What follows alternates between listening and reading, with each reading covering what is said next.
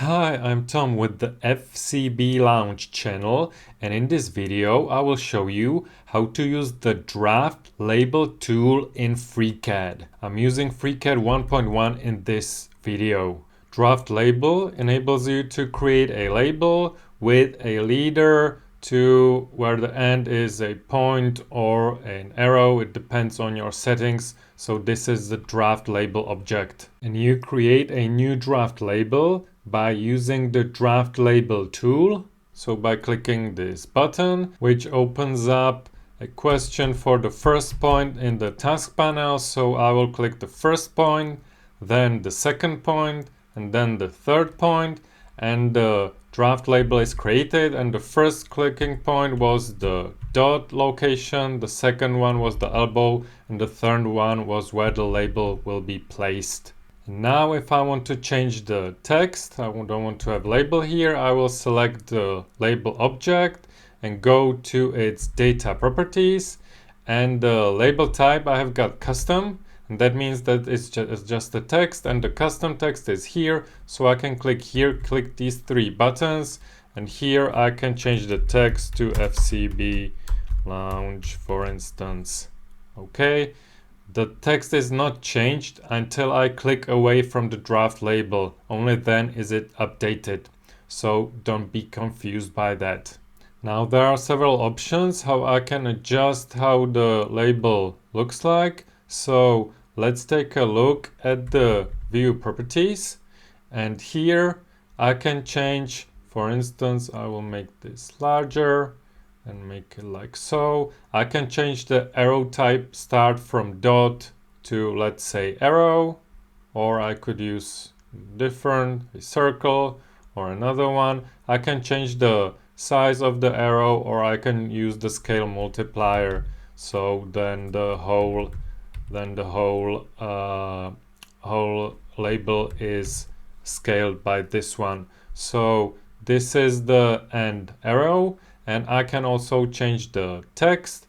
So what's interesting here is text alignment, because by default it's set up to bottom. If I change it to middle, you can see now it's aligned to the middle of the text or to the top. So now it's aligned like so. Now also let me show you, this part is either horizontal or vertical, the line, and I can set it up here, this straight direction. If I set it to vertical, it will be like this, but this is more appropriate if I'm creating a new draft label, and the second click is like so. I can either have it horizontal or vertical. So if I click here, it will be vertical. Unfortunately, the text is horizontal here, and I would have to use the rotate tool to rotate the text. Now let me get back to this one, and I will change the direction to back to horizontal. And if I miss my target point or this elbow point, I can still edit the label, and I'm do that by selecting the label and then firing up the draft edit tool. And once I'm in the draft edit mode, I have three nodes here. This one changes the target position, the arrow position, so I can place it wherever I want. And these two change the position of the text. They don't change the length of the line. So you can still edit the draft label like so. Now when I create a new draft label like so, you can see that some default settings are used. So there's a dot here and the size of the text, etc. And these default settings are part of the default styles. So when I go to preferences and I go to draft and text and dimensions, it's these preferences, the scale multiplier, font name, font size, etc. So you can change it here. I can also use the annotation styles. So I've got here style predefined, so I can change it like so, and you can see that the style is different. If you are interested more in how annotation styles work, I recommend you to watch my video about draft dimensions. Now, one feature of the text, I can also write a multi-line text. If I go to the data and go to the text here and I hit the enter, and I can type in "this is tutorial." Okay, and then the text is in multi-lines, and I would actually probably change the text alignment to middle, so it's like this.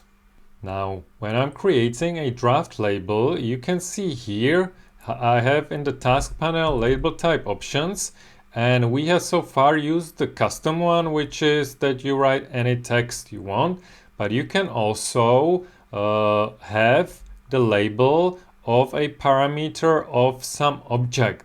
So let me actually close out this one, because I have here a project of a garage, and I will look at it from the top and use the wireframe mode. And if I want to show the tag of this window, I will zoom in a bit here, and if I select the window, so I have something selected before I fire up the draft label tool. I've got the window selected, and now I fire up the draft label. The label will be associated with this selected window. And now I will change in the label type, I will change it to name. And now I create the label as I did previously. So I've got snapping turned on. So I will snap to the middle, then click here, then click here. And you can see that instead of some random text, that's the name of this object. And you can see that I was selecting the name. So in the data, it's the same as the label. So you can see that this one, this draft label is associated to the window, and I can see the association here. The target is the window 06. So let me show you. If I want to change the label type, I still have got it here, the label type, and if I click here, I've got the options, and I can change, let's say I can change the tag, and the tag is window 03. And what's really nice is if the parameter change of the window changes, the label will change too. So I will select the window, and I will go to the data, and here in the tag, I will change it to window 15.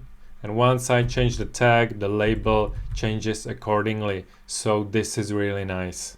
So you can also, if I select this line, basically it's the door, or I'm selecting this line, and I fire up the tool again, and I created the label, and instead of name, I will select the length and click here, and it's showing me the length of this door, or the width of the door.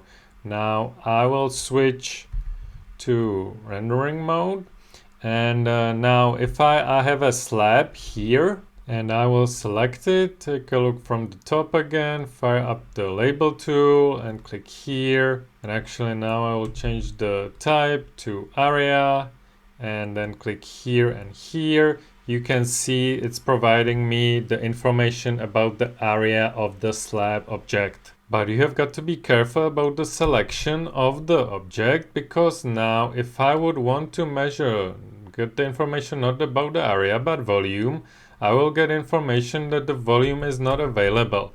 And this is because I had only the face selected, and face does not have the volume. So here is my target object, and you can see it's the slab, but it's the face of the slab. And I can change it by clicking here, clicking the three buttons, and here is the selection. But I will hit the clear to clear the selection, and now I will select the slab again, and now the whole slab is selected. Hit OK. And if I click away, you can see that the volume of the slab is displayed here. And to have better information about what you have selected, you can right click any panel. You've got this selection view option here, And this shows me the selection. So if I click here, you can see that I've got the face selected. Whereas if I select the slab here in the project tree, you can see if I click away and click here, I've got the whole slab selected. Or you can also see if I would click here, I've got only the edge selected. So you have got to be careful about your selections. Now you can also have a combination of information. So here again in the type label, I could have label and volume. So I know the label is slab floor and the volume. So you can have all of these options. One thing that I will show you is also the position. So let me select this vertex. Now if I fire up the label tool, and in the label type, I will select the position, and then I will snap here, click here, and you can see the position X, Y, and Z of the vertex that I selected. So this might be also useful. So this is all you need to know about the draft label tool. If you like tutorials like this one, consider supporting the FCB Lounge channel by donating through the Ko-Fi page. The link is in the description box below. I hope this was helpful, and I will see you in the next one.